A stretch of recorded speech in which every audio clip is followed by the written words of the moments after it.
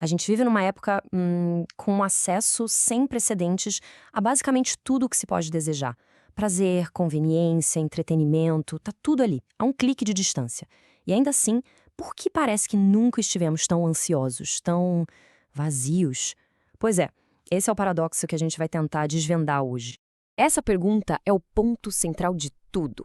Por quê? No meio de um verdadeiro banquete de estímulos, a gente sente uma fome que nada parece saciar de verdade. A resposta, olha, talvez não esteja na tecnologia ou na sociologia, mas num contrato que foi quebrado dentro da nossa própria biologia. Para entender o que está acontecendo, a gente precisa voltar no tempo. Muito antes de existir algoritmo, a natureza criou um tipo de contrato para a nossa sobrevivência. Um acordo fundamental, sabe, gravado bem no fundo do nosso cérebro.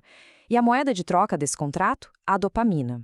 E aqui, ó, já de cara a gente precisa derrubar um mito gigante. Dopamina não é a molécula do prazer, não mesmo. Ela é a molécula da antecipação, da motivação. Ela não diz, que bom, agora relaxa e aproveita. Ela diz, levanta daí, vai buscar, persista. Ela foi feita para nos colocar em movimento, num mundo onde tudo era escasso.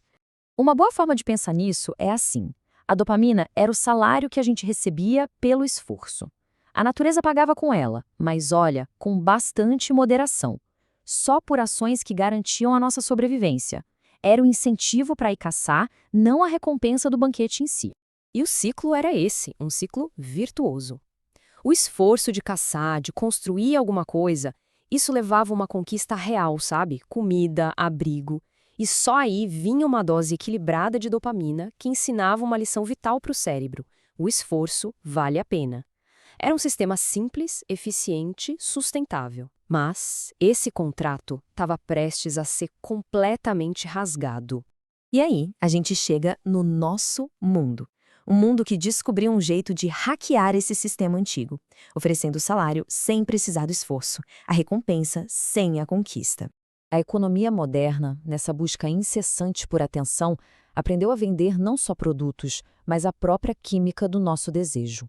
Foram criadas versões super concentradas, intensas e instantâneas de recompensas que antes, poxa, exigiam tempo, risco, esforço de verdade. E o mantra de um cérebro sequestrado por esses estímulos passou a ser um só: mais. Sempre mais rápido. E cada vez mais intenso. Essa é a tal ditadura do imediato. Só que o cérebro não fica parado assistindo a esse bombardeio. Ele reage, ele se defende. Diante dessa avalanche de estímulos, o cérebro faz o que precisa para sobreviver. Ele se protege. E essa proteção, infelizmente, tem um custo altíssimo. É basicamente um mecanismo de defesa. Pensa numa sala com a música alta demais. O que a gente faz? Tapa os ouvidos, né? O cérebro faz a mesma coisa. Para não enlouquecer com tanta dopamina, ele meio que abaixa o volume, desativando e escondendo os próprios receptores. O resultado disso é devastador. Antes, um estímulo simples como uma boa conversa, um pôr do sol, gerava uma sensação forte de recompensa. Agora, com o cérebro dessensibilizado, até os superestímulos mais intensos mal conseguem produzir uma recompensa fraca. Vira quase um eco do que era antes. E essa é a tragédia que a gente sente na alma.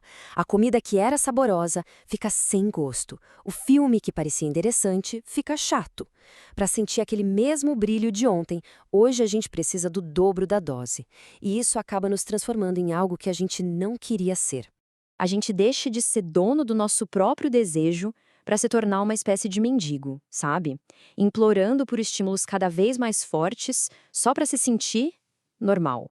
E é aqui que a biologia se encontra com a nossa experiência do dia a dia. Aquela incapacidade de sentir prazer nas coisas mais simples, isso é a dessensibilização em ação. A ansiedade e a depressão podem ser o grito de um sistema nervoso exausto. Aquele tédio crônico, aquela necessidade de ficar rolando o feed sem parar, é o cérebro em abstinência, pedindo a próxima dose. E aqui a história fica sombria. A gente não consome mais por alegria, mas por necessidade. Não se busca mais o prazer, se foge do vazio que a ausência do estímulo deixa para trás. A liberdade vira compulsão. Mas existe um caminho de volta. Certo, então como é que se sai dessa prisão? A solução não é mais tecnologia, não é um aplicativo novo. É um ato radical de soberania pessoal. A dignidade de dizer não para conseguir reconquistar a posse de si. A cultura moderna nos vendeu uma ideia de liberdade que é basicamente a satisfação sem limites de todos os impulsos. Só que isso não é liberdade. É uma forma de escravidão. A liberdade de verdade é interna. É a força para escolher o livro em vez do feed infinito. O esforço em vez da conveniência. O que tem valor de verdade em vez do que é só acessível.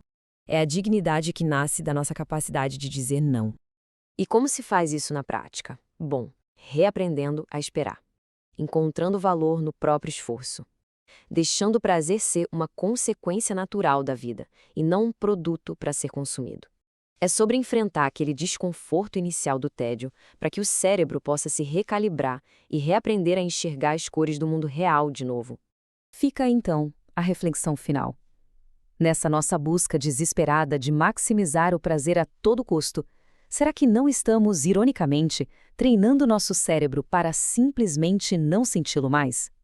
Ao construir um império de estímulos, não estaríamos com as nossas próprias mãos construindo a prisão onde a alegria de verdade não consegue mais entrar?